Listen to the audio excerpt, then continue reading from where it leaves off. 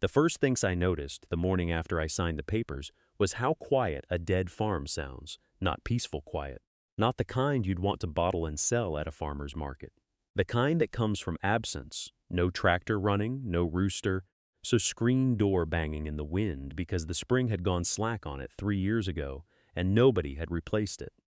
It was a Tuesday in early March 2022, cold enough that my breath made small clouds in the kitchen, and the propane gauge on the back wall read 11%. The farmhouse sat on 63 acres of cracked clay pan in Palo Pinto County, Texas, 41 miles west of Weatherford on a county road that turned to gravel 2 miles before the mailbox. My grandfather had run cattle here for 37 years. My grandmother had kept a kitchen garden and a small flock of laying hens and a leather. Journals she filled every winter with observations nobody else ever read. When he died in November 2021, the farm passed to my mother, who wanted nothing to do with it. She'd left at 17 and made it clear she considered that a reasonable decision. She signed her portion over to me 3 weeks after the funeral, in a courthouse conference room that smelled like floor wax, while her attorney watched me with the expression of someone watching a child try to carry a bag that was too heavy. I was 19 years old. I had $1,100 in a checking account at First Community Bank of Palo Pinto and a truck that needed a water pump. The County Agricultural Extension Office had sent a man out in February before I signed anything to walk the property with me. He was polite the way people are polite when they've already made up their mind. He told me the soil was poor. He told me the aquifer had dropped 14 feet in 8 years. He told me the eastern pasture had been overgrazed and would take at minimum 2 seasons to recover if the rain came right, which it hadn't been doing. He told me I might want to think carefully about my options. He said, the way people say it when they mean selling. I thanked him and said I was planning to plant cactus. He looked at me for a long moment. Then he looked out at the 63 acres of pale, exhausted ground stretching toward a cedar-choked ridgeline and then back at me, and something shifted behind his eyes. Not cruelty, not unkindness, just the flat recognition of someone who had seen young people miscalculate before and expected to see it again. He wrote something in his clipboard pad, clicked his pen, and said he hoped it worked out for me. I watched his truck disappear down the gravel road and stood there in my grandfather's barn coat, 3 sizes too large, smelling of dust and lanolin and something older I couldn't name. I already knew what I was going to do. What I didn't know yet was what my grandmother had known first. The notebook wasn't where I expected to find it. I'd gone into the farmhouse looking for the county extension pamphlets my grandfather used to keep in a wooden rack beside the kitchen door, the kind printed on cheap paper with line drawings of soil profiles and recommended seed weights per acre. I thought maybe one of them would tell me something useful about drought-tolerant planting in the Edwards Plateau region, something that would help me feel less like I was guessing. The rack was empty. Someone had cleared it out, probably my uncle when he was handling the estate, tossing paper he thought was trash. I stood in the kitchen for a moment. The window over the sink looked out toward the eastern pasture, toward that pale, tired ground. The light was flat and white, the way it gets in September in Kerr County when the moisture has been gone so long the air itself seems desiccated. There were no clouds. I wasn't looking for the notebook when I found it. I was checking the cabinet above the refrigerator for a staple gun I'd seen up there once as a child, standing on a chair I wasn't supposed to climb. The staple gun wasn't there. What was there, pushed all the way to the back behind a dusty box of birthday candles and a tin of WD-40, was a small cloth-bound book the color of sage, faded green. The binding held together with a rubber band that snapped to dust the moment I touched it. Her initials were on the inside cover, not printed, pressed in hard with a ballpoint pen that had run dry partway through the second letter, so the last stroke was just an indent in the paper, pale and ghost-like, below the initials a year, 1971. She would have been 22 that year, 4 years older than me, already married, already working this land alongside my grandfather, already, I would learn, thinking about things he wasn't ready to think about yet. I sat down at the kitchen table without meaning to. The chair legs scraped against the linoleum and the sound was very loud in the empty house. Outside, something moved through the dry grass, probably one of the 3 goats I was still trying to keep alive on supplemental hay because the pasture couldn't support them. I didn't look up. The first 10 pages were records, rainfall by week, written in columns so precise they looked almost typeset. She'd been keeping track since the spring of 1969, 2 years before the date on the cover, which meant she'd transferred the earlier numbers from somewhere else. The columns went dry, literally, in June of 1971. Then they stayed dry. Week after week after week, the number in the right-hand column was 0 or a decimal so small it might as well have been. Then, on a page that had been folded over and creased hard, she'd written 1 line in larger letters than the rest. I read it twice before I understood what she'd been planning. The line said, "If the rains don't come back, we stop fighting the land and start listening to it." That was all. 7 words of premise and 7 words of instruction, written in her careful schoolteacher hand, the letters slightly larger than her usual entries, as if she'd wanted whoever found it to be able to read it from across the room. I set the notebook down and looked at my hands. There was a blister forming on my right palm from the fence post work I'd done that morning, 3rd section of the east perimeter, the one the deer kept collapsing. My grandfather had always said the east fence was the farm's bad tooth. I'd been pulling wire and resetting posts for 2 weeks, and I still had another 40 yards to go. The goats were complaining outside. I could hear the particular tone that meant they'd pushed their water bucket over again. I went out and righted it and stood there in the yard for a moment looking at the pasture. August in Carroll County. The grass was the color of old paper, every blade of it as far as I could see to the tree line. The county extension office had sent a drought advisory in late June, their 3rd in 4 years, and the feed store in Berryville had a handwritten sign by the register that said, "Hay limit, 20 bales per customer." I'd seen it when I picked up my last order from Harmon's Agricultural Supply, the same Harmon's that had been there since my grandfather's time, though the man behind the counter now was someone's son, not someone I recognized. I went back inside and kept reading. The notebook changed after that folded page. The rainfall columns continued. She kept those until 1987. I would later count, but beginning in the fall of 1971, she'd started a second kind of entry on the right-hand pages opposite the data.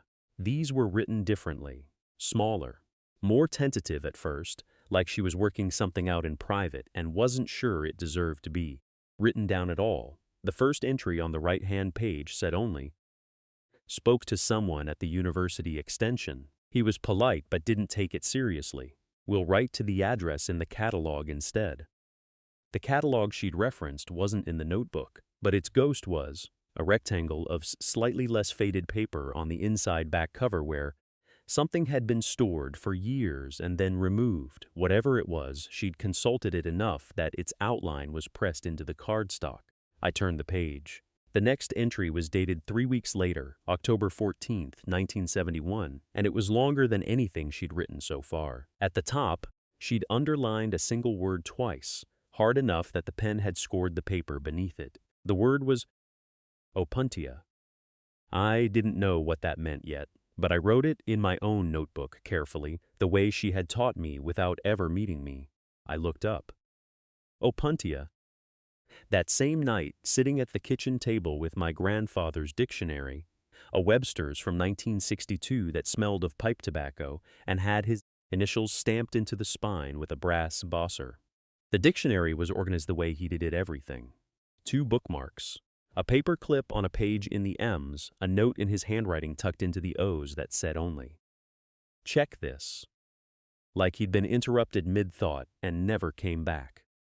Opuntia. Prickly pear cactus, a genus of the family Cactuses, native to the Americas, characterized by flat paddle-shaped pads, spines, and edible fruit. Drought-tolerant, adaptable, found as far north as British Columbia in certain microclimates. I read that last line twice, drought-tolerant. As far north as British Columbia. I went back to the notebook. She had not just written the word down. She had spent the next 3 pages, all right-hand pages, all in that smaller private hand, laying out what she'd learned. The writing was careful but quickening, the way handwriting changes when the person holding the pen has started to believe something. She'd written the Latin classification, the water retention properties, the root spread, the frost tolerances of specific varieties. There were margins notes with arrows connecting points. At one place, she'd drawn a rough cross-section of a cactus pad, just a sketch, maybe 2 inches wide, labeled with a single word. Reservoir. The word landed differently than she could have intended it to when she wrote it in 1971.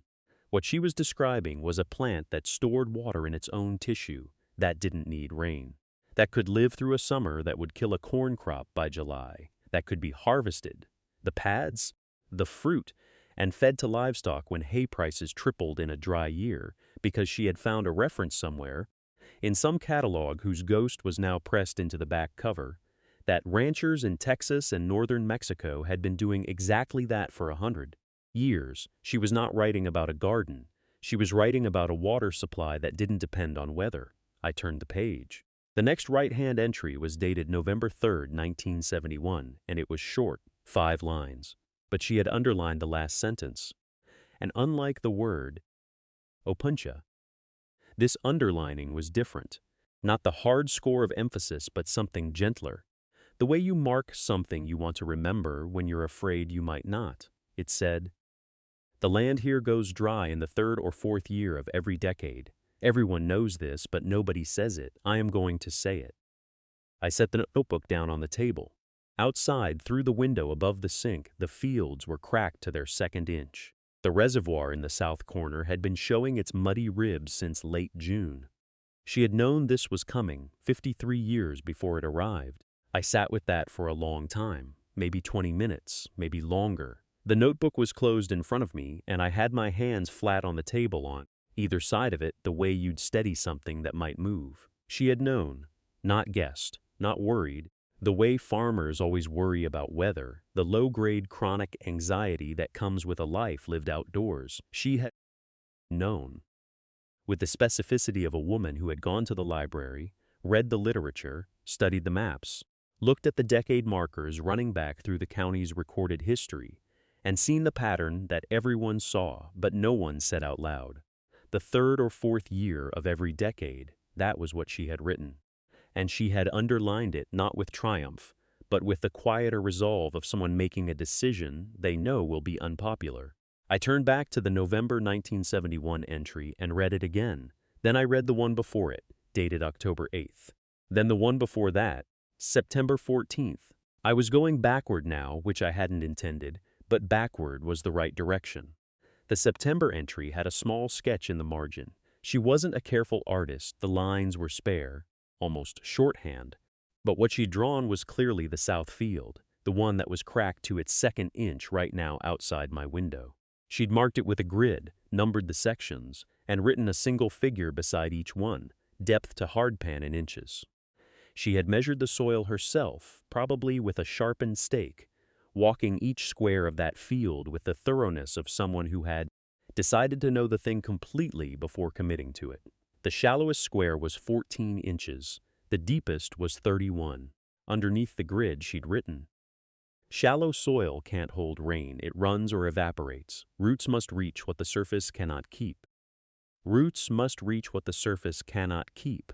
That was the line. That was the whole argument in 7 words. I understood then why she had planted where she planted, why she had chosen that south field instead of the easier north acres with their better clay. Retention. The cactus wasn't planted in the worst soil. It was planted there because it was the worst soil, because she was trying to solve the one problem the land couldn't solve for itself. I got up and went to the window. The south field looked the same as it had looked every August morning since I arrived. Pale, exhausted, the color of old bone. But the pads out there, the rows of opuntia stretching toward the fence line, were as green as they had been in May. Dull green, thick green, the green of something that had made its arrangements with Drought a long time ago and was simply keeping them. I went back to the table and opened the notebook to November 3rd again. She had known, and she had planted anyway, and then she had waited for the rest of us to figure out why. I spent the next hour going through the notebook page by page, not reading anymore so much as mapping, trying to understand the scale of what she had done. She hadn't planted 900 pads in a single season. The first entries were from September of 2009, 14 years before I inherited the place, and they recorded a trial of 37 pads along the fence line where the soil was thinnest. She had noted the spacing in inches, the angle of each cut pad before setting, the depth of the trench she pressed them into. 3/4-inch cut face, southeast orientation, 2 inches below grade. She wasn't guessing. She had read something or learned something, and she was testing it against her specific 43 acres in Kimball County, Texas, where the Kalishi started at 11 inches and the Summers did what they did. The trial held. She made a note in January of 2010 that read simply, "All 37, no loss." And then she expanded. By 2013, she had 200 pads along the south and west fence lines. By 2016, she had pushed into the interior of the field itself. Working in rows she had mapped on a hand-drawn grid taped to the inside back cover of the notebook. The grid was still there. I unfolded it carefully. She had numbered every row, noted the planting date for each, and used a pencil symbol I didn't immediately recognize, a small circle with a horizontal line through it, to mark the pads that had rooted versus the ones that hadn't taken. The ones that hadn't taken were rare. Maybe 30 symbols across the entire grid out of nearly 1,000 attempts, a failure rate of 3%. I sat with that number for a moment. 3% on land that the county extension office had categorized as Class 4 marginal agricultural soil, suitable only for native grass and cedar, not worth irrigating, not worth breaking. She had broken it anyway, not with water, with patience and a different kind of root system. I went outside around 9 in the morning. The heat was already building in the way it does in August in that part of Texas, not gradually but all at once, like someone opening an oven door. I walked out into the south field through the gap in the fence and stood between 2 rows of opuntia. The pads came up to my shoulder in the older sections. Their surface was waxy, slightly dusty with the residue of a dry week. But when I pressed my thumb against one pad, it gave slightly, the way a full water bottle gives. There was weight in there, real weight. I thought about what the extension agent had said to me in May, standing in almost this exact spot, looking at these same rows. He had smiled the way people smile when they're trying to be kind about something they find foolish. "You might want to think about what this land is actually suited for," he had said. I stood there for a long moment with my thumb still against the pad, feeling that slight give, thinking about what he had said and what I had not said back. What I had wanted to say was, suited for what exactly? Suited for grazing land that would brown out by July and blow off by September? Suited for the cedar that was already moving in from the north fence line, drinking the water table down by 6 inches a year? Suited for the cotton that hadn't turned a profit on this county's dryland acres in 11 years, according to the cooperative's own newsletter, which I had read cover to cover because nobody had told me not to. I hadn't said any of that. I had nodded and thanked him for stopping by. That was May 14th. This was August 7th. 85 days, no measurable rainfall. The county had issued a drought declaration on July 22nd, the earliest in the calendar year since 1953, according to the Sutton County Agricultural Report I'd pulled from the Extension Office's own website. The declaration covered 11 counties. The rancher to my east had already sold off 40 head of Angus at a loss. According to what his wife had mentioned at the feed store in a tone that was not quite complaining and not quite bragging, that particular tone people use when they need someone to know how hard things are. I walked the rows slowly, running my hand along the pads as I went. Not every plant was equal. The older sections, the ones my grandmother had put in during what the notebook called the second planting, spring of 1988. Those were the ones with real mass to them, 36 years of root system. 36 years of learning that specific patch of calish and limestone and hardpan. You could feel the difference. The newer sections I had put in myself 18 months ago, 312 plants from a grower in Brackettville, those were holding, but they were younger. Still finding their depth, the notebook had a line I kept coming back to. She had written it in pencil, which had faded to the color of old dishwater, but I could still make it out. The land doesn't want what you want. It wants what it's always wanted. Your job is to find out what that is and stop arguing. She had written that in the summer of 1989, which was also a drought year, Not as bad as this one, but bad. The records I'd found in the county agricultural archive showed that summer as the fourth driest since statehood. She had written it not as philosophies, but as a practical note to herself, the way you write a reminder to check the pressure on a tire. I reached the end of the row and turned around and looked back at the length of the planting. From this angle in the low August light, the whole south field had a silvery cast to it, green and silver both, which was not what dead land looked like. I walked back to the truck slowly, the way you do when you're not ready to stop looking at something. The thermometer on the dash read 104 when I climbed in, which was 3 degrees hotter than the day before and 6 degrees hotter than the forecast. I sat there with the engine off for a minute, watching a red-tailed hawk work a thermal above the east pasture, the pasture that hadn't seen a bale cut in 11 weeks because there was nothing left to cut. That pasture was what the county extension agent had been thinking about when he came out in early July. He'd walked the perimeter of the south field with his clipboard, and I'd watched his face the whole time. The way his jaw worked when he was forming an opinion he'd already formed before he arrived. He looked at the root structures I'd laid out for him in cross-section, each one I'd excavated with a spade and photographed the previous fall.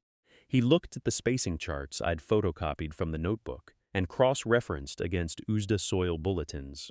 He looked at the south field itself, standing at the fence line with both hands on the top rail. Then he looked at me. He said he appreciated that I'd done my research. He said it in the voice people use when what they mean is the opposite. What he actually said, before he got back in his truck, was that he hoped I'd thought through what I'd do with the land after the summer. Like the question of what happened after was already settled, and the only open item was my personal contingency plan. I hadn't answered. I'd thanked him for coming out and shaken his hand and watched his county truck raise a chalk-white dust cloud all the way to the county road. That had been 5 weeks ago. Since then, we'd had 4 more days without rain. The wells in the township were drawing lower. I'd heard that from the woman who ran the hardware store in Uvalde, who heard it from 3 separate ranchers who'd come in for pressure tank parts in the same week. The creek that ran along the northeast edge of the property had stopped running entirely on August 3rd. I'd written the date in my own notebook with a red pen. But the south field was not what dead land looked like. I finally started the truck and pulled around to the equipment shed, where I had 17 days of irrigation water left in the secondary tank, the one I'd had installed in April over the objections of the man at the co-op, who said the cost didn't pencil out. I checked the float gauge, still at the level I'd marked that morning with a grease pencil on the outside of the tank. Holding, the hawk had stopped circling. Somewhere to the south, in the direction of the ranch that bordered mine, a windmill was turning. The windmill belonged to the ranch that had put in an offer on my property twice since June. The first offer came through a real estate broker out of San Antonio, a man in a pressed shirt who drove a white SUV and left a glossy folder on my kitchen table with aerial photographs of my land printed in full color, the acreage circled in blue marker, the price printed at the bottom in a font that was meant to look serious and generous at the same time. The second offer came directly from the rancher himself on a Tuesday morning, leaning against my fence post with his hat in his hand, and a number that was $12,000 higher than the first. I told him I'd think about it. I had not thought about it. I thought about the windmill instead. His well was deeper than mine. I knew that because his father had drilled it in 1987 and the record was in the county files, which I had driven to Uvalde to look at in early May, when I was trying to understand the water table under the whole southern section of the property. His well casing went down 240 feet. Mine went down 190. In a normal year, that difference was academic. In this year, it was the difference between grazing cattle and selling them at a loss before September. I had seen 3 cattle trailers come down the county road in the past 8 days, all headed in the same direction. None of them were mine. I walked the east row of the south field for the 3rd time that week. The soil between the beds had cracked into the familiar pattern, irregular. Polygons, pale gray-white at the surface, still faintly dark 2 inches down if you pressed a finger in and looked. The plants were pulling from that depth. The root systems on the older specimens, the ones that had gone in first in early March, extended as far as 14 inches laterally from the base. I had measured them in May with a piece of wire and a ruler when I transplanted a struggling one and saw the root mass come up. 14 inches of lateral reach, and however deep the taproot had gotten in 5 months. I did not know exactly how deep. The research I'd read said up to 6 feet in mature specimens, but these were not mature, they were 5 months old. 5 months old, and they were the only crop in Kinney County that was not already a loss. I crouched down beside one of the larger barrel cacti, a Cactus wislizeni, the same variety my grandmother had sketched in her notebook under the words, "Holds more than you think," and pressed my palm flat against its surface. It was firm. The warmth came through my palm differently than I expected. Not hot the way the soil was hot. The soil burned if you pressed bare skin into it for more than a few seconds. But the cactus surface was maybe 10 degrees cooler, even in direct sun at 2 in the afternoon. That was the wax, the cuticle. A layer so thin you couldn't see it, but thick enough to cut radiant heat, to hold moisture at a vapor pressure the plant controlled. My grandmother had written something about this in July of 1962, after a summer even worse than this one's. The drought that had split the county into 2 categories, those who sold and those who stayed. She had stayed, she had written. The desert plant does not fight the heat. It negotiates with it.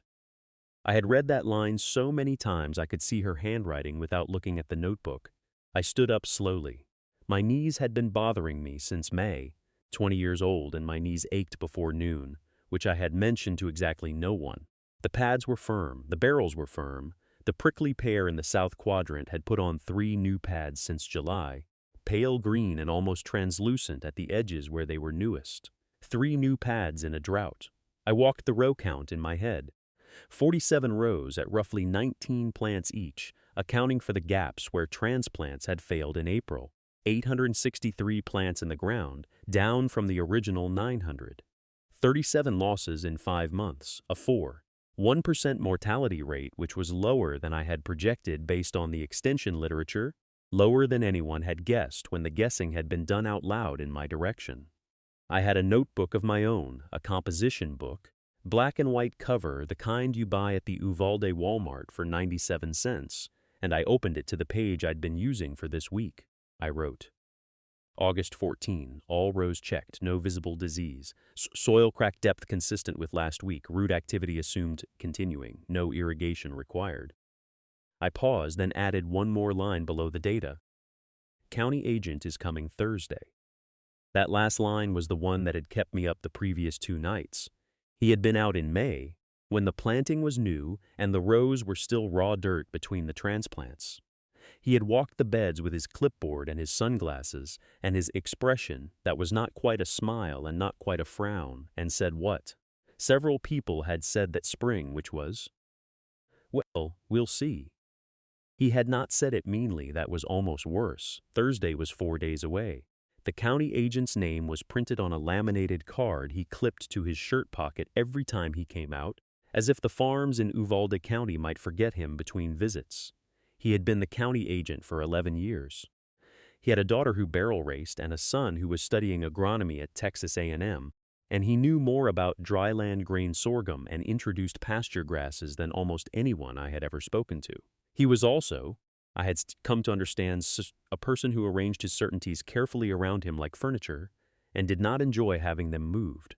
I spent the 4 days before Thursday checking things I had already checked. I remeasured the spacing in row 7, where 2 transplants had gone in slightly crooked back in March.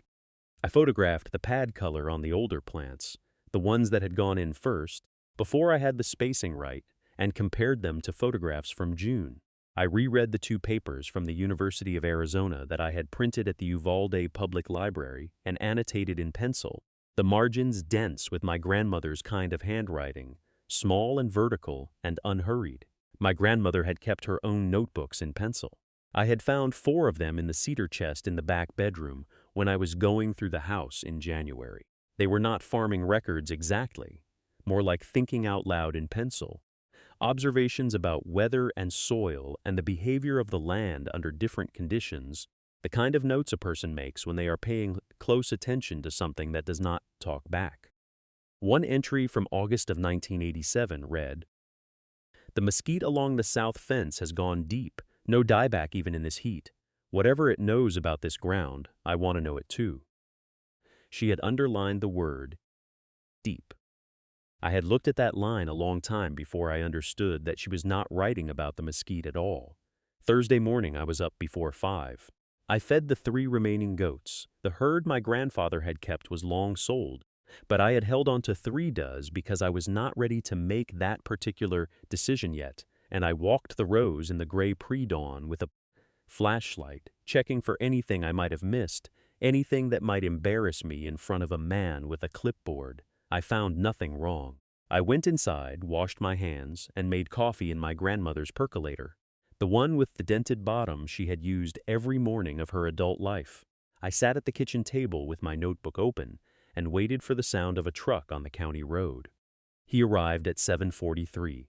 I heard the truck before I saw it, a white county extension pickup, dust rising behind it on CR 118. He was older than I expected, maybe 60, with the kind of tan that comes from decades of standing in fields rather than driving through them. He introduced himself with a handshake that was not testing me and not performing courtesy either. It was just a handshake. We walked the rows for an hour and 20 minutes. He did not say much at first. He stopped at the barrel cactus plantings along the east terrace, knelt down, pressed 2 fingers into the soil near the base of one plant. He looked at the grade of the terrace. He looked at the collection channel I had dug along the contour in April, the one that had redirected runoff from the upper field down through a series of small earthen berms I had built with a rented trencher and about 60 hours of work I had not told anyone about. He stood up slowly. He said, "You did this yourself?" I said I had. He was quiet for a moment. Then he said that the moisture retention under the terrace was measurably higher than the field above it. He had a small probe, the kind that gives a reading in seconds. He showed me the numbers. I wrote them in my notebook.